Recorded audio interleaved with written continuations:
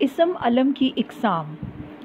اسم علم اسم معرفہ کی ایک قسم ہے اور اسم علم کی 5 اقسام ہیں: خطاب، لقب، تخلص، عرف اور کنیت۔ خطاب۔ خطاب عزت اور قابلیت کا وہ نام ہے جو کسی کو اس کی خدمت، بہادری اور قابلیت کی بنا پر حکومت کی طرف سے ملتا ہے، یعنی کہ ایسے اعزازی نام جو حکومت یا قوم کی طرف سے اعلیٰ خدمات سر انجام دینے پر دیے جاتے ہیں۔ مثلاً شمس العلماء مولوی نذیر احمد اردو کے پہلے ناول نگار ہیں۔ مولوی نذیر احمد کو علم کی روشنی پھیلانے کی وجہ سے شمس العلماء یعنی علماء کا سورج کا خطاب دیا گیا۔ لقب۔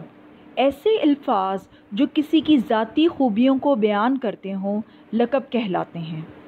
حضرت ابراہیم خلیل اللہ نے خانہ کعبہ کی تعمیر کی تھی۔ حضرت ابراہیم کو خلیل اللہ کا لقب خود اللہ تعالیٰ نے قرآن مجید میں دیا ہے، یعنی اور خلیل اللہ کا مطلب ہے اللہ کا دوست۔ پھر اسی طرح حضرت خالد بن ولید کا لقب تھا سیف اللہ، یعنی کہ اللہ کی تلوار۔ حضرت عثمان غنی ان کا لقب تھا کیونکہ وہ اللہ تعالیٰ کی راہ میں بہت زیادہ خرچ کیا کرتے تھے، اس لیے انہیں غنی کا لقب دیا گیا۔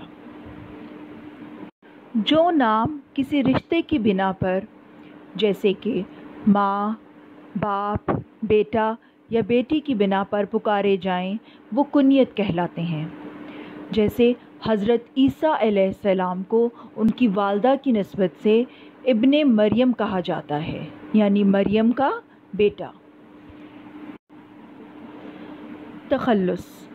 تخلص وہ چھوٹا سا کلمی نام ہے جو شاعر شعروں میں استعمال کرنے کے لیے رکھ لیتے ہیں۔ شاعر اپنے نام کے کسی حصے یا اپنے مرضی کے نام کو تخلص بنا لیتے ہیں۔ جیسے میر تقی میر، اس میں میر جو ہے ان کا تخلص ہے۔